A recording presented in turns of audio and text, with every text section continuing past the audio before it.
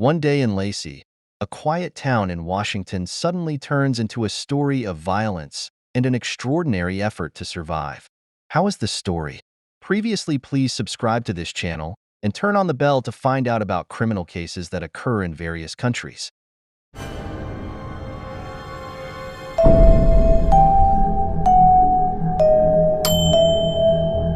On October 16th, 2022, 911 received a call from an Apple Watch at around 1 p.m. 911, what are you reporting?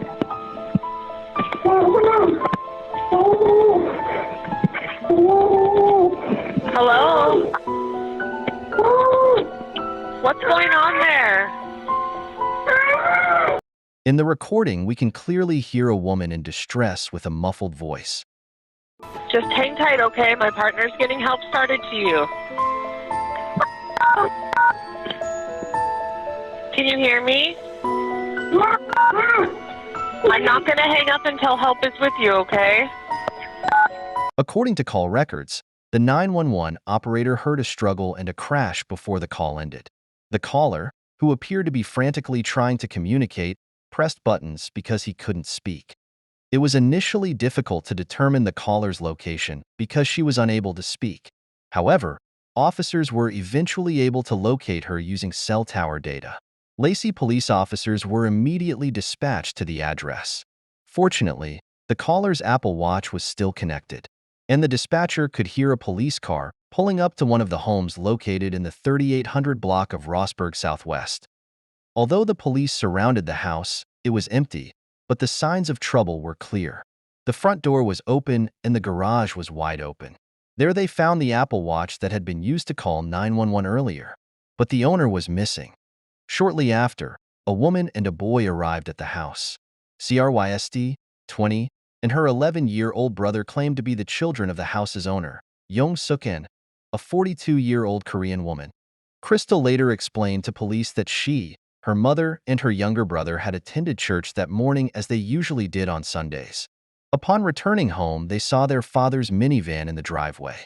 This was not unusual since her parents were in the process of divorcing, and her father usually visited once a week for personal reasons. Crystal later told police that her mother asked her to take her little brother away for a while, so her father and mother could talk privately. At 1 p.m. while driving back home, Crystal received an automated emergency message from her mother's phone with a map leading to their house. When she arrived at the house, her mother and father's minivan were gone, and saw police waiting outside the house. Police officers soon realized that Sook An, the father, had most likely taken his wife hostage.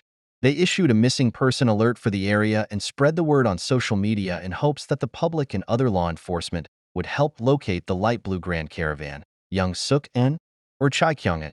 Unfortunately, no leads were found at that time. So what caused this situation? Let's first look at the family background. Sook An was in the military and involved in intelligence work. Some speculate that his past service may have contributed to his stress levels. Moreover, the marriage between the two was troubled. Reports suggest that Sook An has a volatile temper and does not hesitate to take it out on his family, especially his wife. Sook An once told a friend that her husband had repeatedly threatened to harm her during their deteriorating marriage.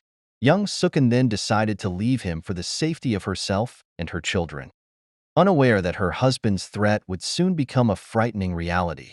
Starting on a Sunday in October, that day, as usual, Sook An and her two children went to church that morning. When they later returned home, they found Sook An already in the house, waiting. Then Sook An told her two children to go away for a while so that she and her husband could discuss some problems together, especially their divorce problem, and also how to divide property and finances. It's unclear how things could get worse, but the conversation quickly turns into a heated argument.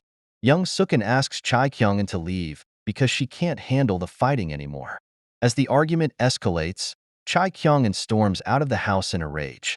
On the other hand, Sook An goes up to her bedroom to change. She's really tired from all the fighting and needs to rest. But apparently Sook An felt unfinished. He was still full of anger and seemed to have lost her mind. He then went back into the house, stormed into Sook An's bedroom, and started attacking her. Sook An hit Sook An's head repeatedly and then threw her hard to the floor. Although struggling hard to fight back, But young Sook An could not match her husband's strength, especially considering his military. Chai Kyung-an continued to attack her and even threatened to kill her rather than let her have her retirement savings. Chai Kyung-an then tied Young Sook An's hands behind her back with duct tape. He also tied her ankles and thighs so that his wife could not move at all, then covered her mouth and eyes with duct tape so that his wife could not see or speak. Then Chai Kyung-an moved him car into the garage and went back inside the house. During that time, Young Sook An managed to free one hand a little and used her Apple Watch to send an emergency text to her son and call 911. Then Chai Kyung-an dragged her down the stairs and across the floor. That's when muffled screams, thuds, and struggles were heard on the call. Chai Kyung-an, who is experienced in the world of intelligence, notices the smartwatch on his wife's wrist. Not wanting to take any chances, he grabs a hammer, hits the watch and his wife's wrist until it breaks and comes off. What he doesn't realize is that the watch is still working and lying on the garage floor, which fortunately helps the police find the location of the house. After Chai Kyung-an put his wife's body in the trunk of his caravan, he drove fast past the police vehicles. Inside the trunk, young Sook An, who was blindfolded, gagged, and tied up, tried to open the trunk door with her toes. During the tense journey, unfortunately, her efforts were in vain. The suburban scenery turned into a dense, lush forest. Chai Kyung-an, who was still in a frenzy, suddenly stopped his car in an open field. He then pulled young Sook An out and threw her to the ground. Then he took a shovel from his car again. Young Sook An could only hold back her tears as her husband began to dig a hole near her, clearly planning to bury her alive.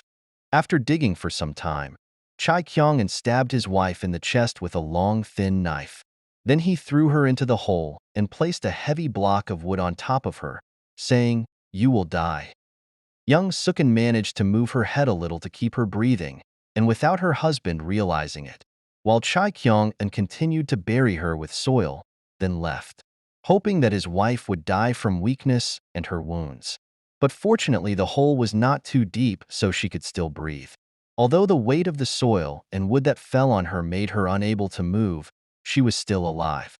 For about 19 hours, young Sook An was trapped in a shallow grave, trying to escape. She finally managed to loosen the bonds on her wrists. She began to pull herself out and pushed the soil off her body and head.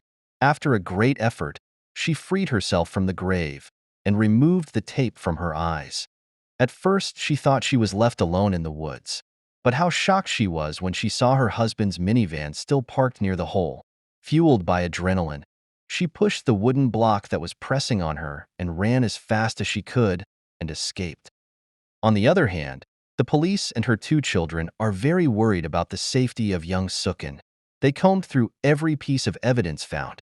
The most convincing is a number of CCTV footage from the street and neighboring houses. One of the cameras captured a man in a white t-shirt and dark shorts entering the garage of the house, then exiting and putting a minivan into the garage. Shortly afterward, the same van was seen driving away from the house, passing a police SUV and heading south.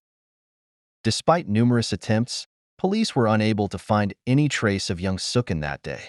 However, the next day at around 1 a.m., police received a call from a resident on Statement Road, about 11 kilometers from young Sook An's home. The homeowner reported hearing noises and suspected someone was on their property. Police then arrived at the scene. Using a flashlight, they saw a figure crouching behind a warehouse. The figure was quickly identified as young Sook An, who was recognized from the missing person posters that had been spread. Her condition at that time, she looked dirty, very restless, and covered in blood. When young Sook An realized the figure approaching was a police officer, she immediately ran towards them and screamed hysterically. Young Sook An held the officer's arm tightly while screaming that her husband was trying to kill her and begged for protection. She was then immediately taken to the hospital for treatment. Fortunately, her injuries were not life-threatening. Officers immediately continued their search for Chai Kyung-an, the prime suspect in her attempted murder. The police did not have to wait long. In the morning around 7 a.m., they received information about a suspicious vehicle parked somewhere. Upon arrival, officers found Chai Kyung-an in her minivan. It seemed he was looking for young Sook An, surprised because the grave was empty. The police immediately arrested him. Chai Kyung-un was charged with attempted first-degree murder, threatening to kill, kidnapping, assault, and domestic violence. Surprisingly, he pleaded not guilty to all charges except domestic violence. The preliminary hearing was held on October 19, 2022 in the Superior Court in Thurston, Washington. Young Sook An was unable to attend in person, so she was represented by her attorney to read her statement. She asked the court to detain Chai Kyung-un, expressing her fears for her safety and the trauma it caused. The court commissioner decided not to grant bail. The commissioner also ordered Chai Kyung-un not to contact young Sook An or other witnesses. However, Chai Kyung-un's lawyer asked that Chai Kyung-un be released on $150,000 bail, arguing that the amount would be enough to secure him release. Him lawyer also argued that Chai Kyung-un committed the crime while struggling with mental health issues, including post-traumatic stress disorder, homelessness, and isolation from him family and friends. He pleaded for a lighter sentence. Chai Kyung-un said in his final statement, "If I could go back to that day, I would not have entered that house." After a thorough investigation and trial, Chai Kyung-un finally pleaded guilty to the charges against her. Almost 1.5 years after his arrest, on April 22, 2024, the Thurston Superior Court handed down his sentence. According to court documents, Chai Kyung-un was convicted of second-degree attempted murder and domestic violence. In court, the judge decided to impose the maximum sentence allowed under Washington state law. The judge said the crimes committed by the defendant were horrific and added that the physical pain and fear young Sook An experienced could not be expressed in words. Young Sook An showed incredible courage, and I hope she can focus on her emotional recovery and mental health treatment. The judge sentenced Chai Kyung-un to 13 years in prison followed by 3 years in community detention. By the time he is released, Chai Kyung-un will be around 67 years old. Hopefully he is too old to pose any further threat to young Sook An or anyone else. The case concludes with Chai Kyung-un being imprisoned for his actions. He received a long sentence that reflected the severity of his crimes. This case is not only a stark reminder of the dangers of domestic violence, but also shows the incredible strength and courage of young Sook An. She has fought so hard, driven by her will to survive and protect her children. Hopefully young Sook An and her 2 children can find peace and mental healing after all they have been through. That's all for this story. Don't forget to click like, share, and subscribe. Also give your opinion about this case in the comments column. See you again in the next video.